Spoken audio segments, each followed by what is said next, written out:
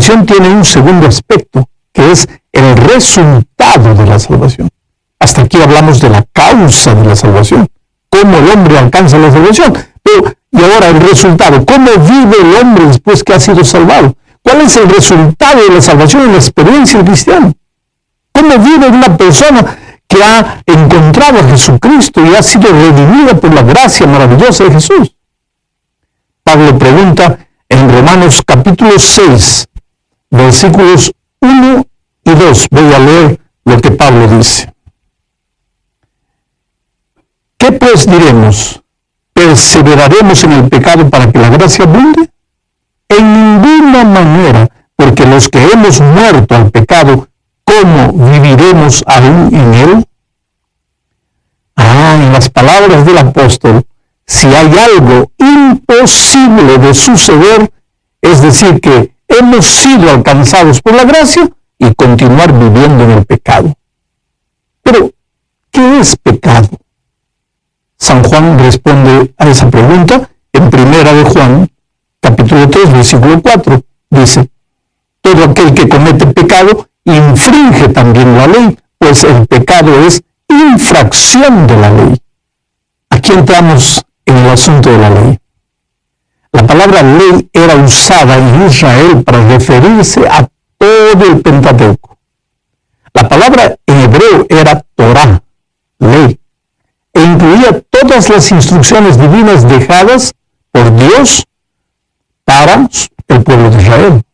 El Torah, naturalmente, fue dado originalmente para el pueblo de Israel, que era una nación y por lo tanto el Torah abarcaba reglamentos civiles, sanitarios, ceremoniales, como en cualquier nación, y claro, también presentaba los principios morales de la vida, que son eternos, como eterno es el propio Dios. En el Nuevo Testamento se usa otra palabra para referirse a estas instrucciones. Lógico que esta palabra es griega, es del Nuevo Testamento. La palabra es nomos. Significa dirección, instrucción. Quiere decir, Dios desea guiar a sus hijos, los quiere ver felices. Y para llevarlos a la felicidad les dio un camino, una dirección, les dio instrucciones precisas. Por lo tanto, la palabra ley, tanto en el Antiguo Testamento como en el Nuevo Testamento, se refiere a todas las instrucciones divinas. Solo que esas instrucciones no salvan, solo guían, muestran el sendero y también nos hacen ver las cosas que debemos corregir en nuestra vida. En otras palabras, nos hacen sentir la necesidad de Cristo.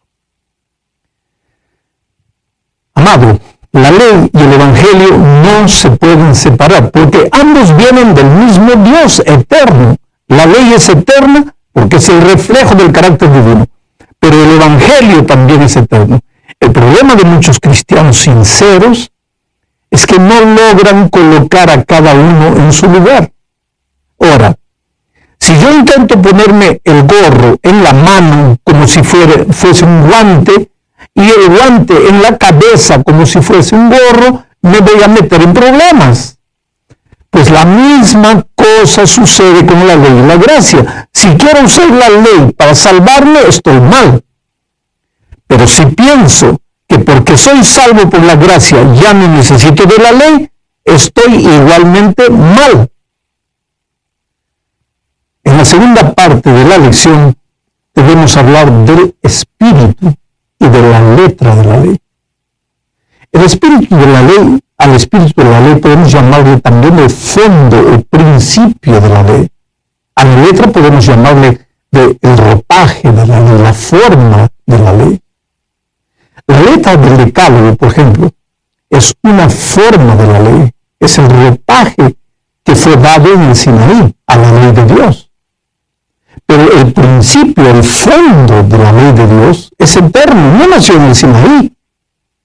Los 10 principios del Decálogo son eternos. Mira, la fidelidad, la adoración al único Dios creador del cielo y de la tierra, el respeto a los padres, la honestidad, la verdad, el sábado, en fin, todos son principios eternos, no cambian nunca. Pero dime, ¿qué letra esos principios eternos, qué letra tenían en el cielo? antes de la caída de Lucifer? No sabemos. Pero la ley ya existía. Porque si no hubiese existido ley, ¿cómo habría aparecido el pecado? Porque el pecado es la transgresión de la ley. Otra pregunta, ¿qué letra tenía la ley de Dios desde Adán hasta el Sinaí? Tampoco sabemos. Pero sabemos que sí había ley. Porque si no, ¿cómo estaría Caín errado al matar a su hermano Abel? Más adelante en el Sinaí apareció la letra del Decálogo, que hoy conocemos como los 10 mandamientos. Pero, escuche una cosa, cuando Cristo vino, amplió esa letra, diciendo lo que está registrado en Mateo capítulo 5, versículos 21, 22, 27, 28. Déjame leer. Dice así: oísteis que fue dicho a los antiguos, no matarás, y cualquiera que mate será culpable de juicio, pero yo os digo que cualquiera que se enoje contra su hermano será culpable de juicio, y cualquiera que diga necio a su hermano será culpable ante el concilio, y cualquiera que le diga fatuo quedará expuesto al infierno de fuego. Oísteis que fue dicho, no cometerás adulterio, pero yo os digo que cualquiera que mira a una mujer para codiciarla ya adulteró con ella en su corazón. ¿Te das cuenta, mi amigo? La letra que Jesús menciona es un poco diferente de la letra del Sinaí, pero el principio es el mismo. La letra puede cambiar, pero el principio es eterno. Hay cristianos que piensan que la ley moral de los 10 mandamientos que fue dada en el Sinaí ya no tienen valor, pero se equivocan, porque si prefieren dejar de lado el decálogo del Sinaí, van a caer en una letra más complicada mencionada por Jesús, porque en el Sinaí el mandamiento era no cometerás adulterio. Jesús dijo, pero ahora no puedes ni mirar a una mujer para codiciarla porque ya adulteraste. En el Sinaí decía, no matarás, pero ahora dice, no te irarás locamente con tu hermano porque ya lo mataste. Es una ley mucho más complicada, entre comillas. Por eso yo digo siempre bromeando, es mejor que te quedes con la ley del Sinaí, que está más fácil. Lógicamente, estoy jugando, no estoy hablando en serio. Pero por otro lado, hay también cristianos que aceptan la validez de todos los mandamientos. Todo vale. Pero el cuarto mandamiento ya no vale. Pero Santiago, en el capítulo 2 de su libro, versículos 10 y 11, dice lo siguiente: porque cualquiera que guarde toda la ley, pero ofenda en un punto, se hace culpable de todos. Pues el que dijo, no cometerás adulterio, también ha dicho, no matarás. Ahora bien, si no cometes adulterio, pero matas, ya te has hecho transgresor de la ley. ¿De qué ley se está hablando aquí?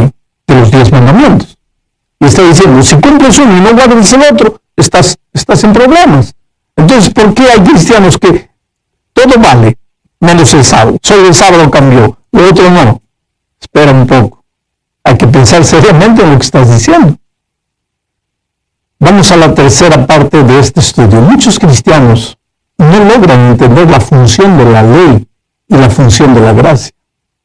Hablaremos más de este asunto aquí. Mira, Hebreos capítulo 10, versículo 1, dice lo siguiente: la ley, teniendo la sombra de los bienes venideros, no la imagen misma de las cosas, nunca puede, por los mismos sacrificios que se ofrecen continuamente cada año, hacer perfectos a los que se acercan. Algunos cristianos toman este verso para afirmar que la ley ya no tiene validad en nuestros días. Pero si lo leemos con atención, el texto no dice eso. Lo que dice es que la ley no puede hacer perfecto a nadie. Y eso está correcto. Porque la función de la ley no es perfeccionar la vida de los cristianos. Eso lo hace el Espíritu Santo al infundirnos diariamente el poder que necesitamos para vivir vidas de obediencia. Entonces, ¿cuál es la función de la ley? Por lo menos 3 funciones. La primera, lo encontramos aquí en Romanos capítulo 3, versículo 20, dice: porque por las obras de la ley ningún ser humano será justificado delante de él, ya que por medio de la ley es el conocimiento del pecado. Aquí está la primera función de la ley. La ley solo nos hace saber o nos hace conocer nuestros errores. La segunda función de la ley, Salmo 119, versículos 5 y 6. Ojalá fueran estables mis caminos para guardar tus estatutos. Entonces no sería yo avergonzado cuando atendiera a todos tus mandamientos. La ley es como un cerco protector de advertencia para que el ser humano no se desvíe del camino. Y la tercera función de la ley está aquí en Romanos capítulo 7, versículo 7. Dice así: ¿qué pues diremos? ¿La ley es pecado? De ninguna manera. Pero yo no conocí el pecado sino por la ley. Y tampoco conocería la codicia si la ley no dijera, no codiciarás. Aquí está la tercera función de la ley. ¿Cuál es? Darnos a conocer lo que es pecado, para hacernos sentir la necesidad de la gracia redentora de Jesucristo. En resumen, mi querido, no puede haber algo más claro en la Biblia. La ley tiene un lugar en la vida del cristiano, pero no es su función salvar al ser humano. Solo Cristo salva. En ninguno otro hay salvación, porque no hay otro nombre dado a los hombres en quien podamos ser salvos. Solo Jesús. En la cuarta y quinta parte de este estudio veremos el lugar del sábado en la experiencia de la salvación. ¿Qué relación hay entre el sábado y el Evangelio? Uno de mis versículos favoritos de la Biblia es Mateo, capítulo 11, versículos 28 y 29. Dice así: venid a mí todos los que estáis trabajados y cargados, y yo os haré descansar. Llevad mi yugo sobre vosotros y aprended de mí, que soy manso y humilde de corazón, y hallaréis descanso para vuestras almas. El verbo descansar es mencionado 2 veces en este texto. ¿Y cómo necesitamos descansar en medio de la vida agitada que vivimos? Yo creo que la enfermedad del siglo XXI es el estrés. El estrés que si no es controlado debidamente, te puede llevar a la depresión y hasta la muerte. ¿Sabes? En nuestros días no hay tiempo para nada. Corremos de un lado para otro desde que amanece hasta que anochece. El mundo en que vivimos es un mundo competitivo y si te duermes un poco quedas para atrás. Y en medio de toda esa agitación aparece la persona maravillosa de Jesús para ofrecerte descanso. Él dice: venid a mí y hallaréis descanso para vuestras almas. No es descanso solo para el cuerpo, sino para el ser humano entero, para su cuerpo, su mente, su corazón, su alma, para el ser humano completo. Ahora, de acuerdo con este versículo, no existe descanso separado de Jesús. Jesús es el descanso. Estando en Jesús tienes reposo para el alma. Tus agitaciones terminan, tu estrés llega al fin, tu carrera loca termina y empiezas a encontrar sentido a todo lo que haces. Dios es un Dios de reposo y el reposo es el principio de la productividad. Interesante que la palabra sábado en hebreo es Shabbat y significa descanso, reposo. Dios es un Dios de paz, de tranquilidad, de sosiego, de reposo. Dios es el Dios del Shabbat, del reposo. Y cuando creó al ser humano, no lo creó para que viviese la vida loca que vive, sino para que el ser humano tuviese tiempo para todo y disfrutase de todas las cosas buenas que el Señor quería darle. Por eso, desde el mismo principio de la creación, Dios estableció el sábado, el Shabbat, como día de reposo. Pero hay que tener claro que el reposo no está en el día, porque el sábado es un día como cualquier otro día en su esencia. Tiene 24 horas. Amanece, anochece, como cualquier día. Lo que lo hace diferente de los otros días es que Dios reposó, lo bendijo y lo santificó. O sea, lo separó de los otros días. ¿Y para qué lo separó? Para que el ser humano encontrase reposo. ¿Y quién es el reposo? Dios, Jesucristo. Él es el Shabbat. Por eso Jesús dijo, venid a mí y hallaréis Shabbat para vuestras almas. ¿Quién nos da el reposo? No es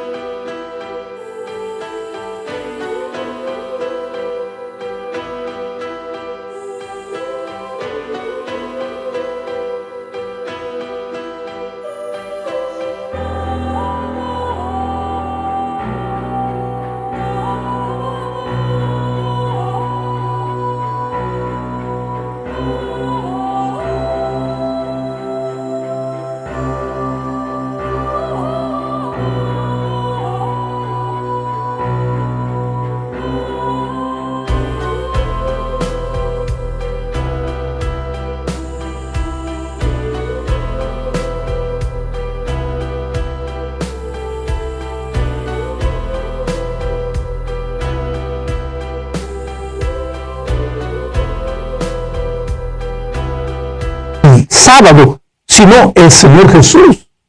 Él es el Señor del Shabbat, el Señor del reposo.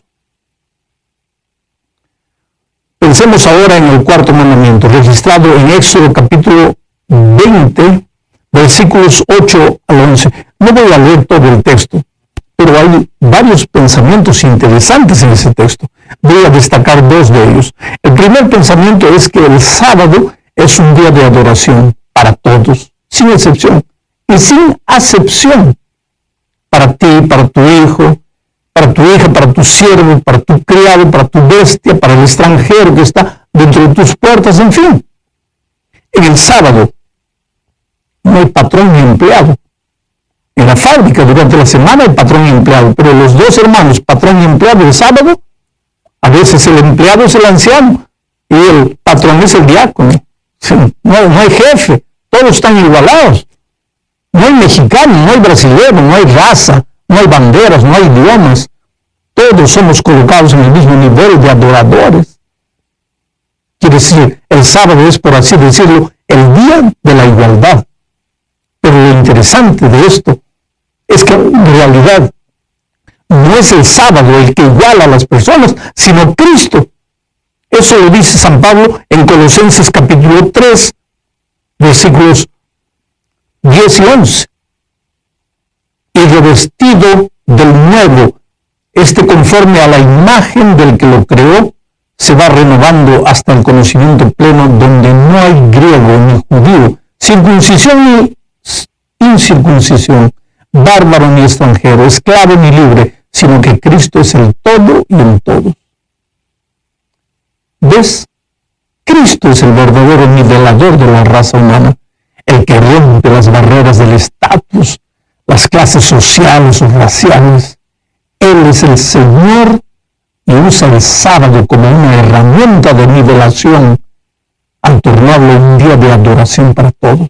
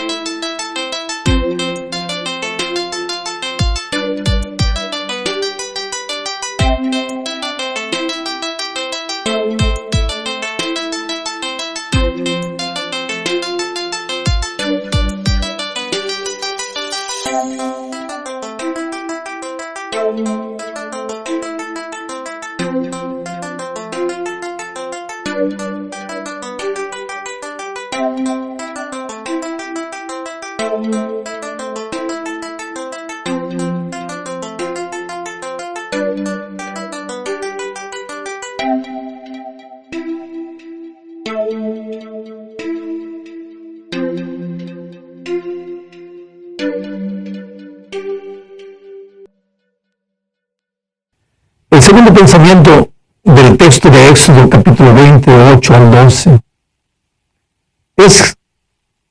¿qué es lo que hace al sábado un día diferente? El texto dice, pero el séptimo día es de reposo para Jehová tu Dios. Nuevamente encontramos aquí la idea que mencionamos en la primera parte. El sábado es reposo porque el Señor del sábado es Jehová tu Dios. El sábado, querido, no es santo porque no trabajas, sino porque Jesús está presente y lo separó desde el principio de la creación para ser un día santo. El sábado no te da reposo para el alma porque paras de trabajar, sino porque ese día te encuentras con el Señor, tu Dios, que es el verdadero reposo. Ah, pastor, me puedes decir,